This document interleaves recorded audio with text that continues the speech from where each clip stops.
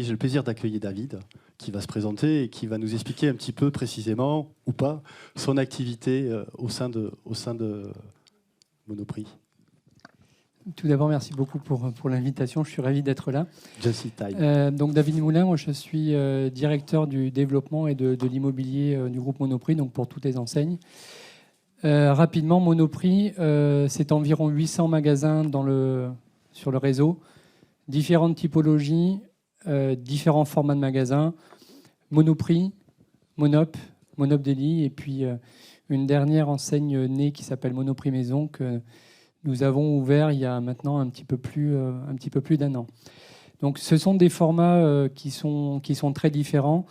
Monoprix, vous connaissez tous, c'est un mixte entre de l'alimentaire sur à peu près 60-70% de la surface et le reste sur de non-alimentaire, donc avec toute la partie textile, maison, loisirs, sur des formats qui vont de 700 à 5500 m² pour le plus gros des magasins. Ensuite, nous avons Monop, qui est quelque part la petite sœur sans le non-alimentaire, 300-500 m² surface de vente, typologie d'implantation centre-ville. On est une enseigne qui se développe uniquement en centre-ville, historiquement sur les meilleurs emplacements qu'on a pu nous proposer depuis 92 ans. Alimentaire, avec une particularité, c'est que Monop a une offre en restauration pour tous les moments de la journée qui est assez importante, indépendamment de tout ce qu'on peut trouver pour pouvoir s'approvisionner sur la partie alimentaire au quotidien. Monop Deli, qu'on travaille avec des partenaires en franchise, qui sont notamment Lagardère et Areas, sur des zones de flux, gares, aéroports, donc soit la RATP ou la SNCF sur le réseau ferroviaire. Et puis, on se développe en franchise. Donc, c'est un point qui est important pour nous, puisque historiquement, nous sommes une enseigne très succursaliste dans nos modes de savoir-faire. Depuis 3 ans, on se développe en franchise. Il y a 2 ans, on était sur à peu près 27% du réseau en franchise et le reste en succursale. Aujourd'hui, on est à 40% et la cible, c'est d'ici 2026 d'être à 60% du réseau en franchise. Donc, un développement qui est important et on ne peut pas se tromper, entre guillemets, sur les implantations et les potentiels. Donc justement, sujet d'intervention pour vous et de collaboration sur l'amélioration de l'estimation des potentiels de chiffre d'affaires pour les futures implantations. Et donc, on est intervenu à la fois sur des données structurées et non structurées pour améliorer quelque part les prédictions, et on verra ce que cela implique pour Monoprix. Alors justement, par rapport à ça, la question qui se pose, c'est quels sont justement les leviers métiers qu'il a fallu intégrer dans cette évaluation de potentiel, David, et comment toi, tu nous as drivé pour justement qu'on puisse arriver à concevoir ce modèle qui soit évidemment plus fiable que les techniques habituelles. Et on reviendra tout à l'heure sur les techniques. Alors, la première chose, c'est qu'on a un développement qui est important sur tous les formats du groupe, que ce soit dans des grandes villes, mais aussi dans des villes moyennes, et encore une fois, sur des typologies d'implantation qui sont différentes. On se développe en franchise, on ne peut pas se tromper, on fait nos études internes, on a réalisé un schéma directeur il y a maintenant 2 ans et demi, qui nous a permis justement d'identifier toutes les villes cibles sur toute la France, où nous avons des potentiels de chiffres et où nous avons bien évidemment tous les indicateurs qui sont nécessaires à des implantations de qualité et sur lesquels on va limiter en fait le risque au niveau de ces implantations. Ce n'est pas que pour nous, c'est aussi pour nos partenaires franchisés qui investissent dans la marque pour nous suivre dans le développement. Donc il est important pour nous de pouvoir limiter les risques au maximum sur les implantations et de pouvoir avoir des études de zone de chalandise qui soient le plus précis possible. Ok, très bien. Alors tout ça pour y arriver, on a dû intégrer des éléments forts et notamment en termes de data. Un premier élément, notamment par la logique d'implantation de Monoprix, on est sur de la proximité, voire de l'hyper-proximité. Donc c'est le niveau de maille géographique que l'on a utilisé. On est sur des petits carrés de 50 mètres où on va qualifier l'ensemble de la population et des potentiels, ne serait-ce que pour faire des zones de chalandise très fines, notamment par rapport aux services de proximité. Ça, c'est un premier point, c'est la partie data. Deuxième point, c'est la modélisation. Et là, on est arrivé sur des modèles à apprentissage spécialisés avec une modélisation qui soit la plus pertinente possible, avec des critères explicatifs. Donc on est évidemment sur une IA, mais quelque part, on a été chercher en deuxième temps les critères, les drivers du chiffre d'affaires qui nous ont permis de qualifier la qualité des modèles au-delà de la comparaison entre l'estimation de chiffre d'affaires potentiel et puis la réalité. À titre d'exemple, on a un critère qui a très bien fonctionné, c'est l'attractivité des rues. C'est un élément super structurant pour évaluer la qualité d'un site, avec des impacts sur la qualité du modèle qui est absolument colossal. Par exemple aussi, évidemment, des critères après qui sont plus simples, comme la concurrence, qui sont évidents. Et puis enfin, le profil des consommateurs, et notamment le pouvoir d'achat. Pour arriver à une modélisation qui soit robuste, avec des gains, on le verra juste après, qui sont importants, et qui sont notamment liés à une meilleure calibration de ces modélisations, avec des données plus fines, avec des nouvelles modélisations, notamment sur la partie IA, qui nous permet d'avoir des gains très importants sur la qualité de l'estimation, puisque historiquement, on travaillait sur des modèles gravitaires et depuis quelques années, maintenant, on travaille sur des IA spécialisées qui nous permettent de réduire l'écart et de mieux expliquer le chiffre d'affaires, puisqu'on est sur les alentours de 10%. Et puis enfin, on ne fait pas qu'un seul modèle, on en fait N, et on va tester les meilleurs modèles avec une logique itérative qui va nous permettre justement d'obtenir les modèles qui soient les plus fiables possibles et qui nous permettent d'apporter justement des éléments forts pour répondre aux attentes de Monoprix. Alors justement par rapport à ça, un certain nombre de petites questions, David. De ton point de vue, justement, par rapport à cette modélisation, quels sont les bénéfices tangibles pour Monoprix ? Qu'est-ce que vous retirez de ces études et en quoi ces avantages contribuent-ils de manière significative à la performance globale de l'entreprise et la façon dont vous utilisez ces modélisations ? Alors, la première chose, c'est que, comme je le disais en préambule, on a un schéma de développement qui est très important depuis maintenant 2 ans. On a ouvert 50 magasins en 2023. On va continuer sur un rythme à peu près identique pour les 3-4 prochaines années. On évoquait aussi tout à l'heure le fait que sur l'alimentaire et sur la proximité, on a des zones qui sont très courtes, que ce soit sur Monop ou sur Monoprix. Donc on a des zones qui sont entre 5 minutes piétons jusqu'à 7-8. En tous les cas, là où on vient capter environ 50 à 60% du chiffre d'affaires. Donc on a besoin d'un niveau de précision qui est de plus en plus important.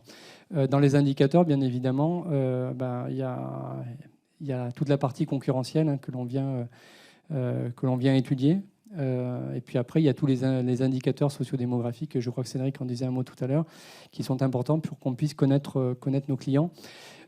Et ce modèle-là, il a été fait, alors je ne vais pas dire un modèle comparable, mais en tout cas, l'ensemble du réseau Monoprix est passé au crible de l'ensemble des datas. Donc en fait, on est sur des comparaisons de magasins similaires en termes de villes, en termes de typologie d'implantation, en termes de clientèle. Donc tout ça est passé dans les moulinettes des datas pour qu'on puisse avoir des prévisionnels, en tous les cas des fourchettes de chiffre d'affaires qui soient le plus précis possible. Par rapport à la réalité du réseau.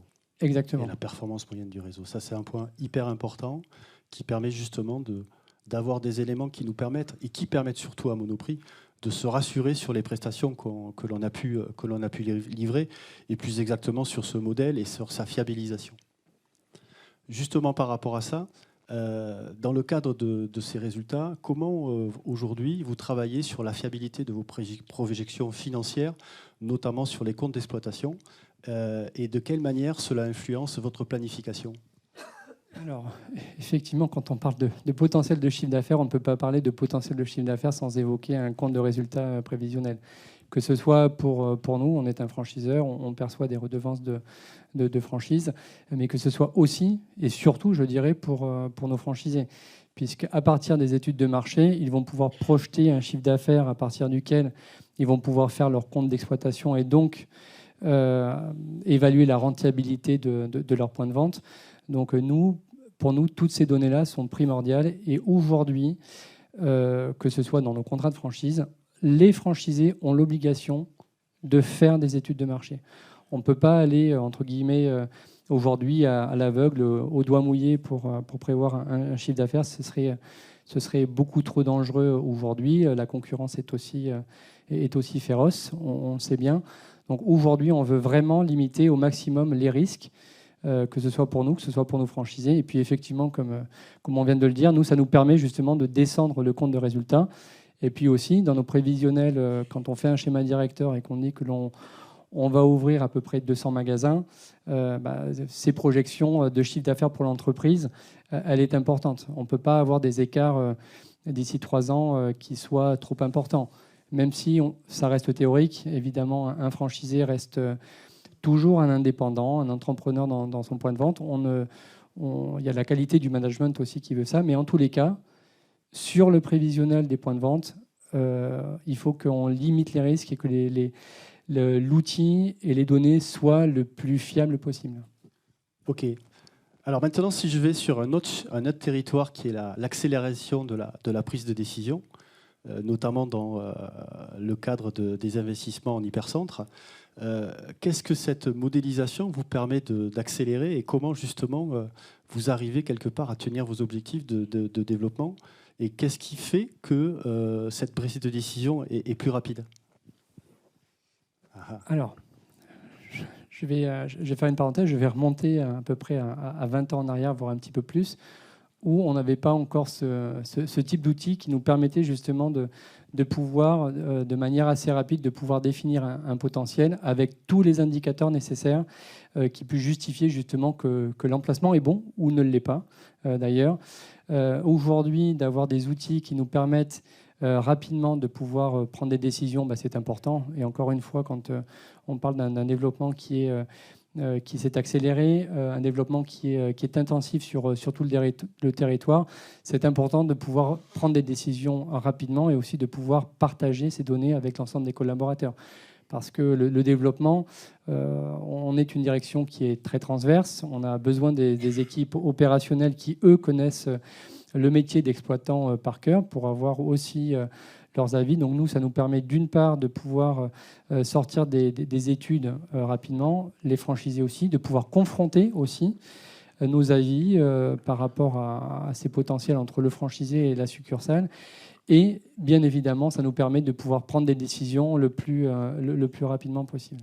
Est-ce que justement, par rapport à ces décisions, ça ne vient pas en logique positive par rapport à des cellules qui sont disponibles en centre-ville et qui vous permet de vous positionner peut-être plus rapidement que la concurrence? Est-ce qu'il n'y a pas un sujet de ce type-là qui vous permet d'être plus efficace?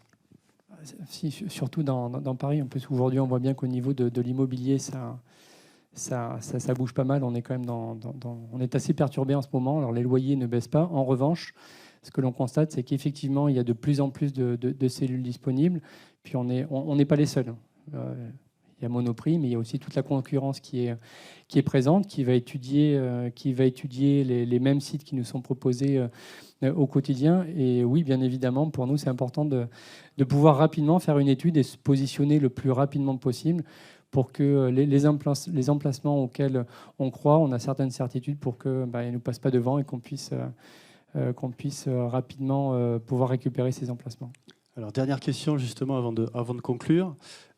Concernant justement les aspects internes, tu as commencé à l'aborder tout à l'heure. Est-ce que cette fiabilisation te permet d'avoir de meilleurs échanges à l'interne, puisque vous êtes quand même une très grosse entreprise, avec différents intervenants de différentes directions? Est-ce que justement ça permet de vous apporter une certaine confiance dans vos échanges? Oui, alors je dirais que ça permet de nourrir les discussions et les échanges avec les équipes, même si en interne, bien évidemment, comme tout distributeur aujourd'hui, on est capable de manipuler des données magasins assez rapidement. Sur les implantations et sur les potentiels, en fait, ça rassure tout le monde. Quand on parlait tout à l'heure de l'attractivité des rues, pour nous, l'attractivité des rues, des flux, c'est tout simplement hyper important parce qu'il n'y a pas que les données qu'on a maintenant de manière, je dirais, historique, que l'on a au travers de l'INSEE, au travers des différents outils qui sont déployés. Mais en fait, ça permet de rassurer tout le monde parce que la décision, elle n'est pas, entre guillemets, que à la direction du développement et de l'immobilier.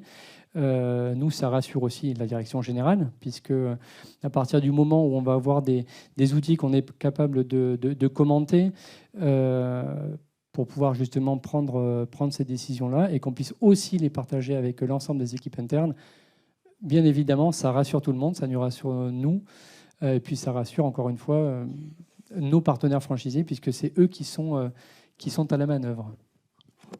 Une question impertinente qui n'était pas prévue.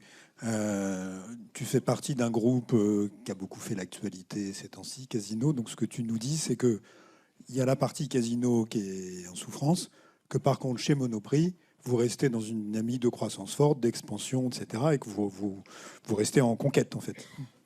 Oui, je confirme. C'est vrai que je pense que vous avez tous vu au travers de la presse l'actualité du groupe Casino.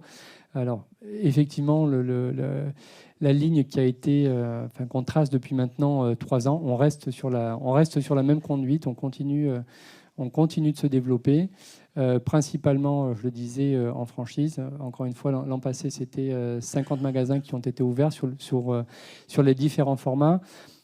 On teste. Monoprix est aussi une entreprise qui est innovante. Je le disais en préambule, on a Monoprix Maison. Alors peut-être que certains d'entre vous connaissent cette nouvelle enseigne. En fait, on n'a ni plus ni moins sorti tout cet univers de l'univers de la maison, de l'intérieur de la maison, de nos magasins pour tenter des nouveaux magasins en stand-alone. Donc il n'y a que l'univers de la maison dans ces magasins. On a tenté différentes typologies d'implantation, plein cœur de ville, très passant, avec des flux très importants dans Paris, notamment à Chaussée-d'Antin. Si vous voulez aller faire vos courses, surtout ne vous gênez pas. On a tenté aussi dans un centre commercial à Levallois, qui a la particularité d'être à côté du siège, donc ça nous permet d'ajuster au quotidien sur ce magasin, notamment sur les gammes de produits. Et puis on a aussi ouvert un magasin en franchise avec un de nos franchisés qui est le premier à expérimenter ce type de format. Et puis on a ouvert aussi à Dubaï et aux Émirats ce format Monoprix Maison aujourd'hui Mais là on fait pas les études là-bas. Là on fait pas les études de potentiel. Si, on fait des études, mais on prend des a priori, des hypothèses avec Monoprix. On maîtrise un peu moins les carrés de 50 mètres quand même. Il y a peu de data là pour le coup. Une dernière remarque, moi une chose qui me frappe beaucoup, c'est que tu le disais tout à l'heure, dans ce qui va faire le chiffre d'affaires d'un magasin, il y a tous les facteurs explicatifs rationnels, j'ai envie de dire, qu'on arrive à mettre en équation à peu près. Et puis il y a la part de la qualité du management, et dont on sait très bien qu'elle peut faire du plus 15, ou moins 15 facilement par rapport à toutes choses égales par ailleurs. Et donc l'une des difficultés qu'on avait avant avec les prévisions des études de chiffre d'affaires théorique que devrait faire un magasin, c'est que quand on a un niveau de fiabilité qui est correct mais sans plus, on ne peut pas utiliser ça en disant aux gars tu fais 15 millions, les études disent que tu devrais en faire 18, donc il y a un problème qui est lié à la façon dont... Donc on ne pouvait pas s'en servir en management du réseau. Dès l'instant où on arrive à des niveaux de fiabilité, de précision du chiffre d'affaires théorique d'un magasin, on peut l'utiliser pour repérer les magasins qui sont sous-performants par rapport à leur potentiel, et ça devient bien sûr un outil de développement, mais ça devient aussi un outil de management du réseau et de développement de la performance des magasins existants. Oui, tout à fait. Effectivement, c'est un outil de management, je dirais, complémentaire, puisque, comme je le disais tout à l'heure, on vient confronter en fait nos études et vis-à-vis des équipes en place en magasin. Effectivement, ça nous permet de challenger l'activité du magasin, où il en est par rapport à son prévisionnel. Donc oui, c'est un outil complémentaire de contrôle, en tous les cas, de l'activité au quotidien. Et puis, vous savez aussi, on arrive à capter aujourd'hui, au travers des tickets de caisse, la totalité de nos clients, même si avec la RGPD, on ne sait pas à qui on s'adresse de manière très précise. Mais en tous les cas, on sait récupérer à la rue, maintenant au bloc, où sont situés nos clients.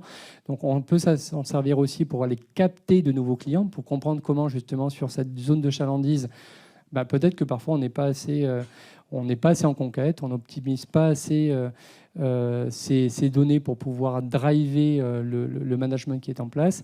Et puis vis-à-vis de nos franchisés, ça nous permet aussi d'échanger avec eux, de comprendre et surtout de les conseiller en fait, sur l'attractivité de leur point de vente.